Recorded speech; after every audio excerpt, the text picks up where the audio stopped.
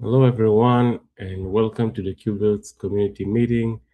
Today is July 1st, 2026. Do we have anyone else here that would like to introduce themselves? Yeah, hi. I'm Guna. This is my first time joining the meeting. I'm from IBM. So, yeah, like we have been basically working on adding support for KubeVirt on Power. So, I would just like to get started with contribution to the community and taking a look at the code, understanding how end-to-end works. Yeah, yeah, just looking forward for further contribution. Yeah, that's it. So, Welcome. Is there anyone else here who would like to introduce themselves?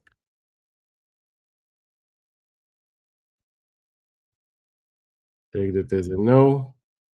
And in the chat, I've shared a little new contributor session from last November. I think it's still valid. It's worth checking that out.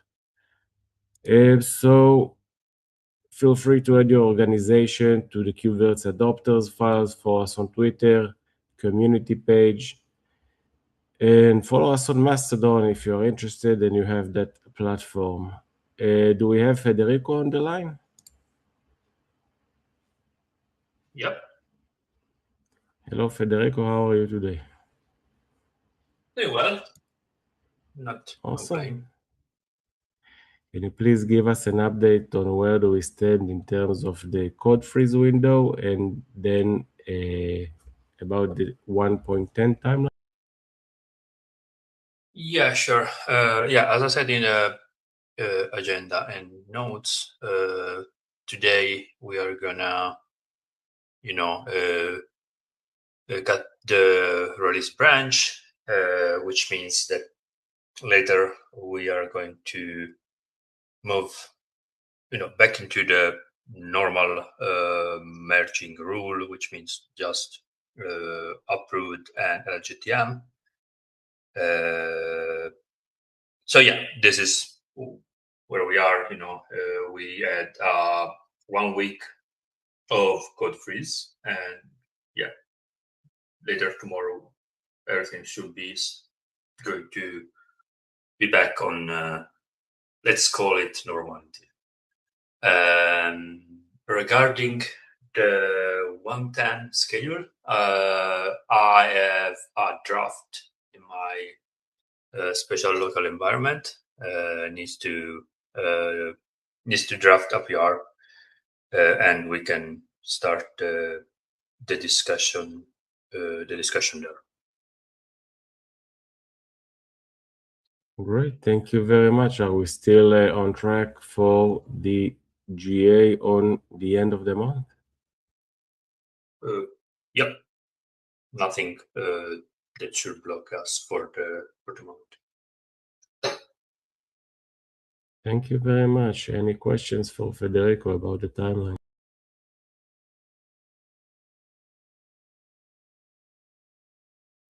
Right, then let's move on. Upcoming CFPs, we have KubeCon and Cloud Native Code North America. It already happened, so it's kind of weird. What else do we have here? We have KVM forum with the presentation submission due to the end of this month in Vancouver. If anyone's interested, DevConf CZ had several KubeVirt related talks. They are published on YouTube in case anyone is interested. And there is KubeCon in Japan by the end of this month. Let's see what we have in the agenda. The first item is now is a good time to publish your VEPs for 1.10. We're looking for reviews mostly. This is the most scarce resource that we have. We need more reviewers. We need quality reviews. Please try to contribute your time for reviews as much as you push code. Federico, is there a need to get back to this point? No, I already explained. Great. Then, Lee, do you want to take us away? Yeah, away on holiday. No, so this is going to be another controversial one for me, unfortunately.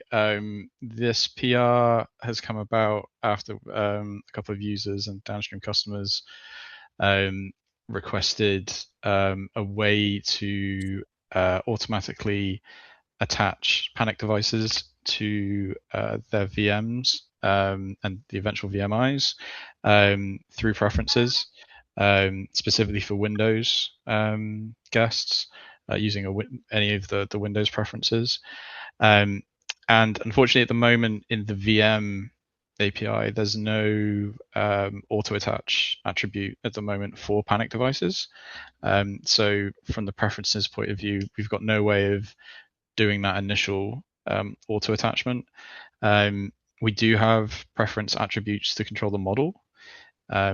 If a device is in the VM definition, but the fact that the VM API doesn't provide that auto attach attribute at the moment means that we can't cleanly kind of automatically do that.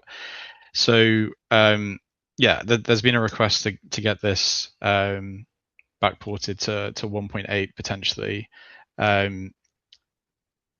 I've framed this PR as a bug fix to address that shortfall with the VM API, and then to also enable it through the preference API. Sorry, was someone trying to say something? No.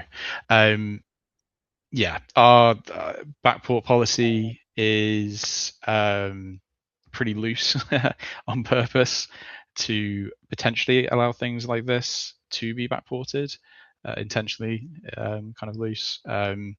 We have done it in the past, but yeah, I appreciate it is controversial because it is extending APIs and then potentially looking to backport them. So wanted to raise it at the community level for input from folks.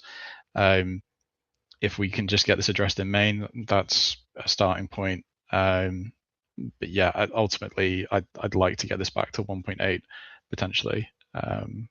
Yeah, thoughts, concerns? I'm sure folks have got a few. Yeah, anything from the community? Yeah, the first time you said 1.8, I thought maybe you meant 1.9, but you said 1.8 again, so that sounds like that's what you want. Yeah, so it'll be main 1.9, 1.8. Yeah, to me, 1.9 is not a problem, but I agree that 1.8 is starting to push it. Yeah, I appreciate that because 1.9 hasn't been released yet. That's fair. I will say it's additive. It's not changing the behavior of an existing API. It is introducing new behavior, but that is a kind of opt-in behavior. So users aren't going to kind of suddenly experience different behavior for existing VMs or creating new VMs with previous, YAML or whatever like that. That behavior is not going to change. They have to explicitly opt into this at the VM level, and the same with the preferences as well. Like existing preferences will continue to work as they have done up until now. And it's probably worth noting as well, even when we do extend the preference API and we do introduce preferences with the new attribute, it doesn't change any behavior for any existing VMs that may have used that preference object in the past. For a previous version, we store a point in time copy of the preference. So the fact that after all of this lands and we potentially extend common instance types to use this, it won't impact any existing VMs. The behavior will stay the same though.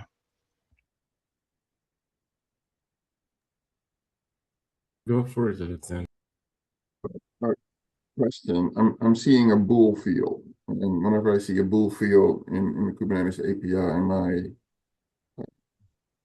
my face makes a look you don't like. Can we make it sort of like is it possible there's different like panic devices? So I'm trying to see if we should make it like a sort of like an enum where there's different options instead of a bool. Bulls just make me ew. Yeah, it's a wrinkle with the VM API that we have at the moment for other types of devices. So we have auto attach pointables for input devices, or oh god, I'm forgetting off the top of my head. There's 3 or 4 different auto attach fields at the moment. So like this PR is just keeping with that style. I appreciate, yeah, it would be better if we had a different way of representing that. Yeah, if there's any possibility of different types of panic devices, I'm almost going to go like maybe we should define the type of panic device we're auto attaching in this field instead of saying yes or Oh, no. so And yeah, so yeah, that's magically hoping the right one gets attached. yeah. So this is just going to insert an empty panic device into the VMI object, and there's various defaults, then architecture defaults that would come into play if you didn't provide a model. So yeah, we don't want to reinvent, like, because elsewhere in the VM API you can already fully express what a panic device looks like in the model and all that kind of stuff. I don't think we need to kind of wrap everything up. Right. Like, yeah. I'm probably conflating a different issue with what we're actually talking about is should we be able to backport this? And we probably should spend a little bit of time going over all these bool fields and seeing if we should replace them with something better. Because bool fields in general cause issues in the long run. Not always, but often they do. So. Yeah, to be honest, I think it's probably closed now, but we did have an issue tracking stuff that we potentially wanted to revisit for V2 of the core API that may never happen, but I'm pretty sure bool fields was listed in there as something that we wanted to take another look at. So yeah, that's fair. I'll shut up now. We can go back to the should be backported or not. Yeah, I can tell you from the network perspective, we have the auto-attach pod interface, and its behavior is pretty weird. It only takes effect if it's false.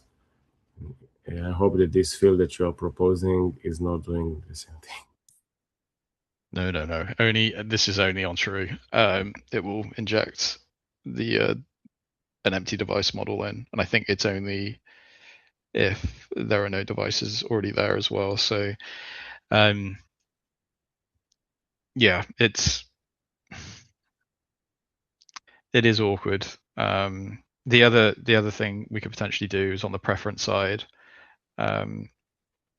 We already have an existing attribute, but potentially changing the behavior of that attribute. So if the attribute's set, but there's no panic device already in the VMI, then injecting one in and creating one. That's a smaller change, but it's still a behavioral change, even if it doesn't introduce any API kind of new API fields or anything. So again, like, maybe controversial backporting that, but that could be an alternative.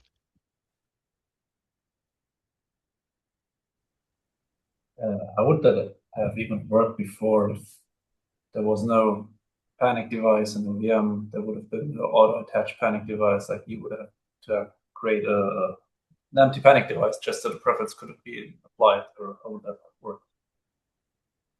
Yeah, it's just latent. I guess that's a latent bug. It's just that's the behavior, and we've never had any feedback about it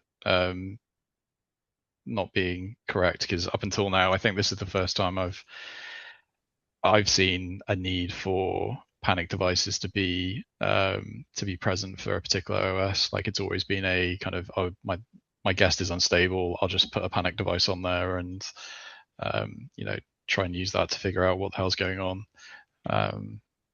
So yeah, and I think panic devices are relatively new as well, right? So they've not been around for too many releases in the API. There is a question in chat from Eddie. Was this field introduced with a VEP?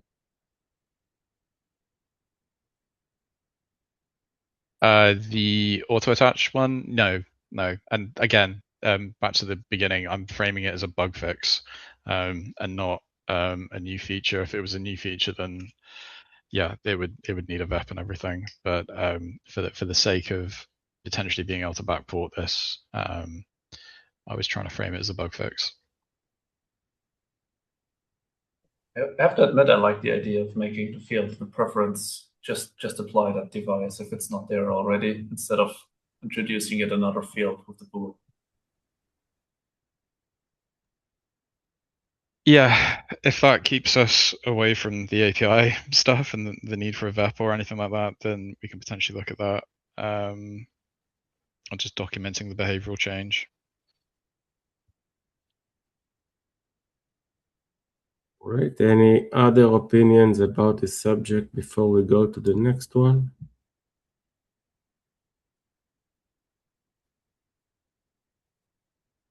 So Lee, the second point is also yours. Yeah, this is a reworking of VEP 233.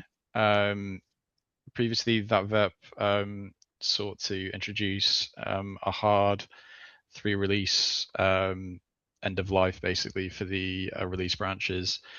That was pretty in your face. It was a pretty extreme approach to the problem of the release branch sprawl that we've had for the history of the project. There's been various discussions, mostly downstream, around that approach and the pros and cons.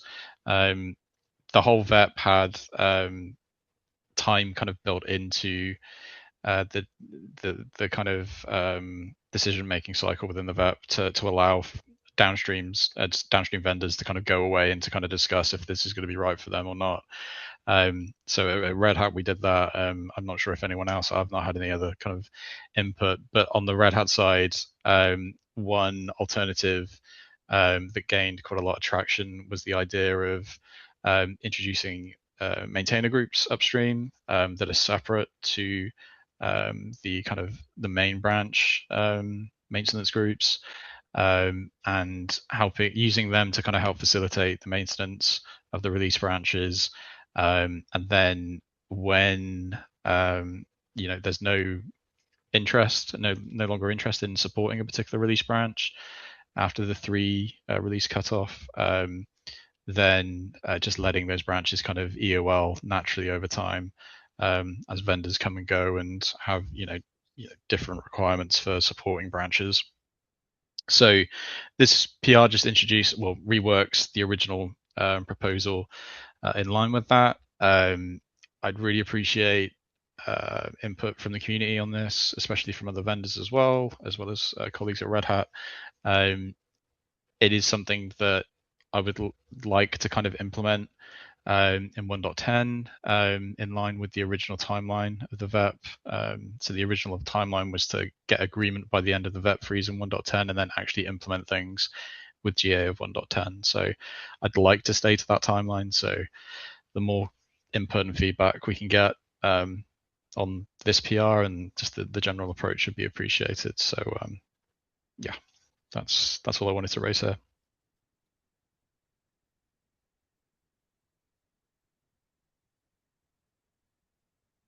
Any thoughts on this subject?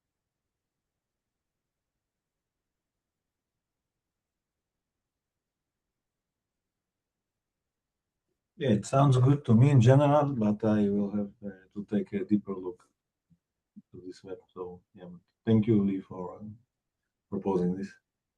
I appreciate it. Thank you.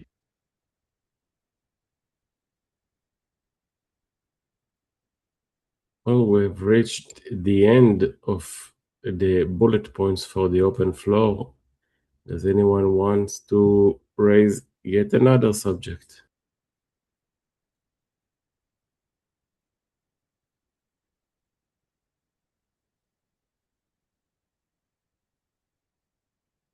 Okay, then let's say I'll have 7 minutes back of our time, and see you in 7 minutes in the SIG Compute meeting. Thank you all for joining. Have a nice rest of your day. Bye bye. Bye bye.